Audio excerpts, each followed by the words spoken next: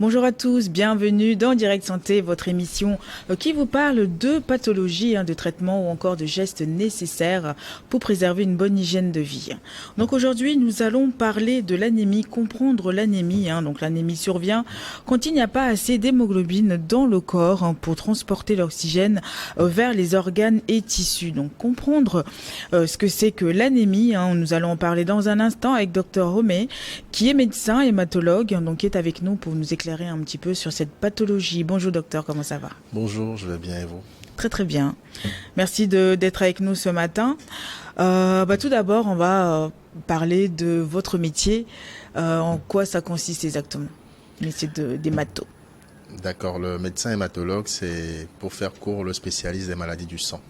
D'accord, le sang, les organes qui vont servir à le produire, mais également d'autres organes qui sont afférents, les ganglions par exemple. Donc le médecin hématologue, c'est le spécialiste en fait de tout ça, du sang, des organes comme la moelle et puis des ganglions également.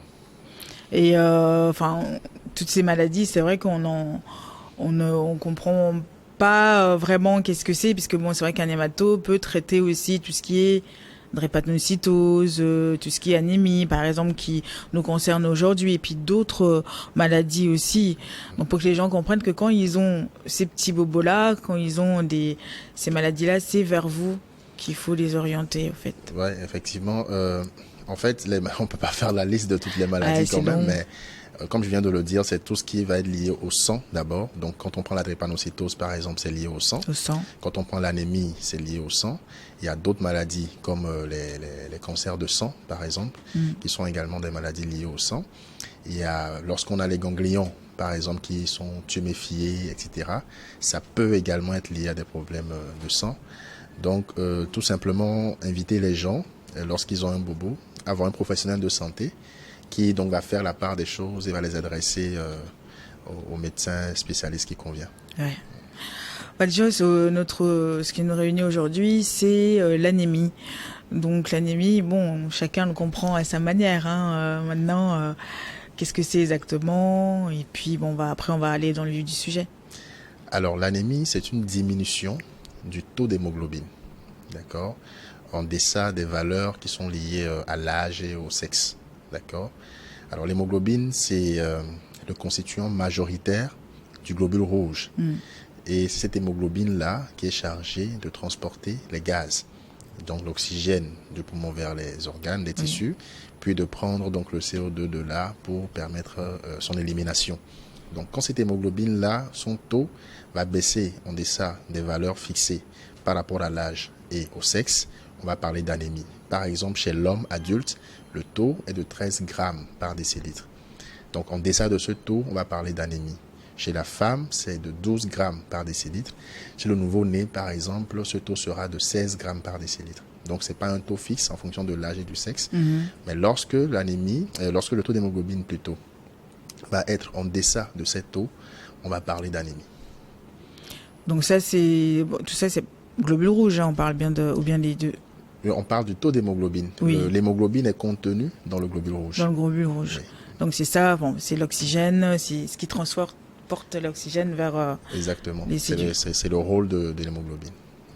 Et du coup, ces globules-là, quelle est la durée de ces globules? Alors, la durée de vie. Un globule rouge a une durée de vie moyenne de 120 jours. 120 jours au bout desquels il va être détruit. Par un système qui est en place avec la rate et tout le reste. Et d'autres globules rouges vont être produits. Alors, c'est une production qui est continue en fait. C'est une production qui est continue, un remplacement qui est continuel. Voilà. Donc du coup, c'est-à-dire que, qu'on puisse comprendre, les globules rouges, c'est-à-dire qu'il y a une quantité qui est là pendant 120 jours. Et après, d'autres, ça revient. Comme je viens d'expliquer, c'est une production qui est continue. C'est pas une production. Ça arrive au quotidien. Ça arrive au quotidien. Pendant que certains sont affaiblis, détruits, d'autres viennent. Voilà.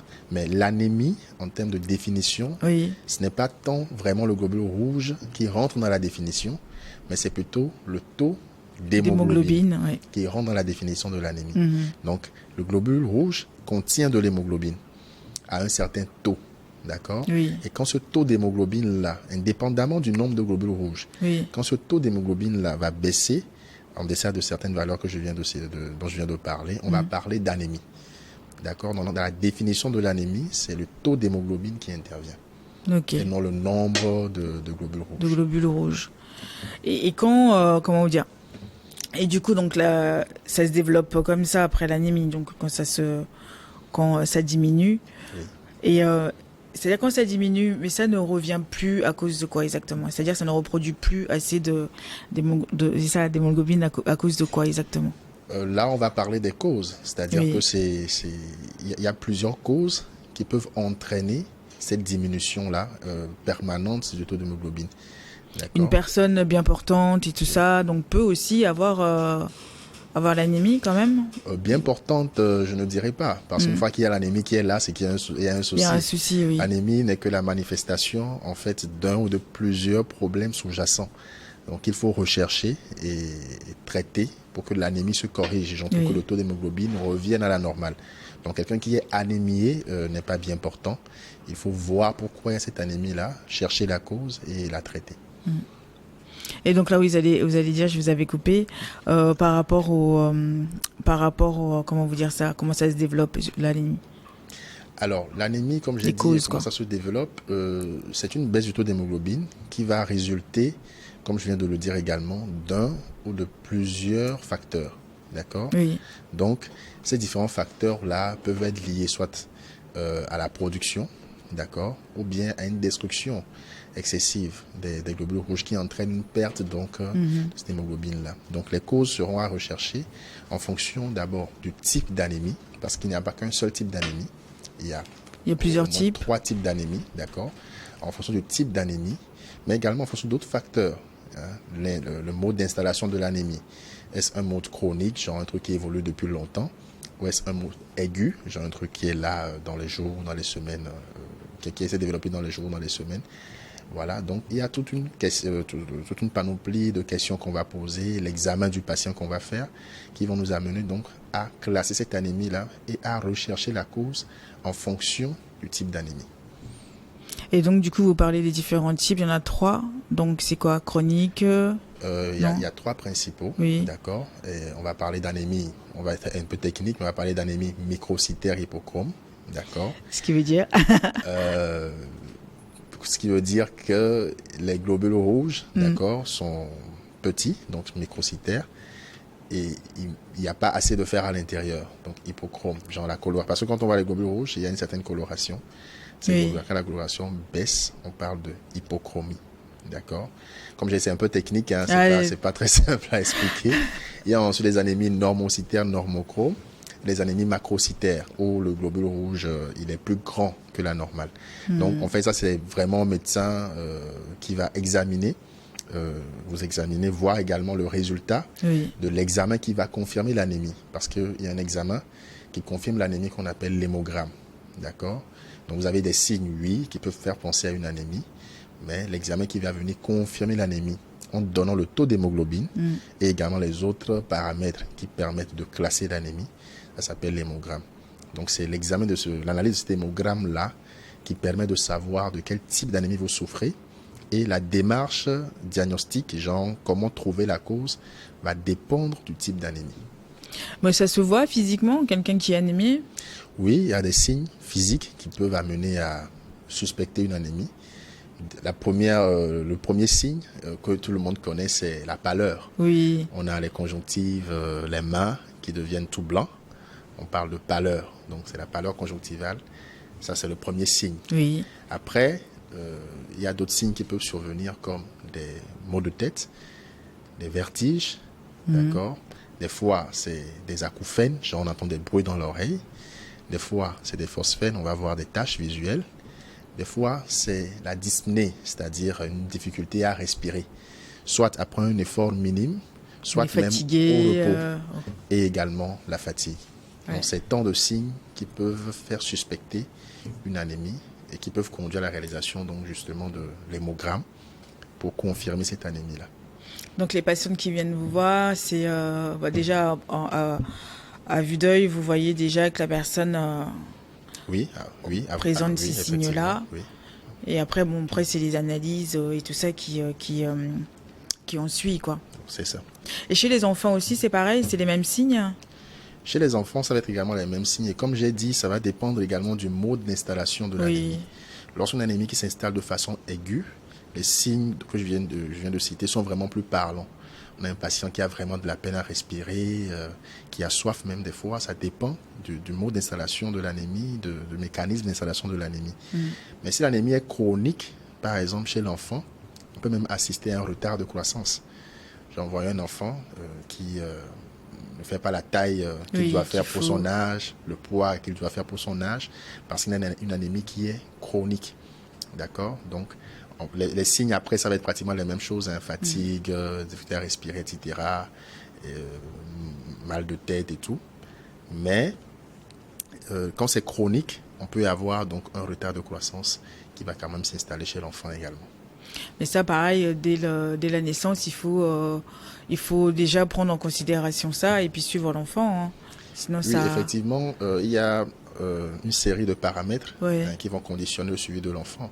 Un enfant, par exemple, qui est né d'une mère qui a peut-être beaucoup saigné ou d'une mère qui a déjà une pathologie qui l'avait déjà prédisposé à une anémie, on va suivre cet enfant-là de près.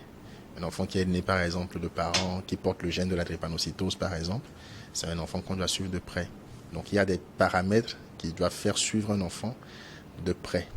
Voilà, parce que l'enfant de 0 et 5 ans, en raison de la croissance, a des besoins nutritionnels importants pour pouvoir donc justement fabriquer cette hémoglobine-là. Oui. Donc, un enfant qui est malnutri, qui est dénutri, qui fait des infections parasitaires à répétition, paludisme, etc., c'est un enfant qui est à risque de développer une anémie qu'il faut suivre de près.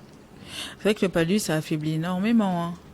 Oui, le paludisme dans notre contexte est une cause également d'anémie. D'anémie. Oui, parce que il va détruire les globules rouges, il va les détruire, donc le taux d'hémoglobine va baisser. Et par exemple, là, on parle et les globules blancs, donc ça ne vient pas aider. Non, c'est carrément. Les globules blancs ne rentrent pas dans la définition de l'anémie. C'est vrai qu'il y a tellement de choses dans le corps, il y a tellement de... L'autre ne vient pas aider l'autre, donc c'est chacun pour soi. Exactement, c'est chacun pour soi. C'est chacun pour soi et Dieu pour tous, hein, mais c'est aussi pareil dans la vie. Hein, quand il y a des problèmes, c'est rare de voir ton prochain aussi t'aider. C'est vrai on en parle tous les jours dans cette émission, hein, dès que vous avez un problème de santé, allez consulter. C'est très très important parce que les maladies, il faut pas attendre que ça s'installe vraiment et que ça s'aggrave avant d'aller consulter. C'est ça aussi qui est, quand on parle de prévention, on parle de sensibilisation, c'est... nous aussi, cette émission, c'est la vitrine. Donc, on est là aussi pour vous apporter ce qu'on connaît, hein, notre savoir-faire, avec les spécialistes de santé qui nous accompagnent au quotidien hein, pour pouvoir nous éclairer, parce que la santé, c'est pas que... c'est la vie, quoi. Exactement. C'est la vie. Bon, écoutez, on va marquer un temps de pause. On revient juste après les informations. Restez avec nous.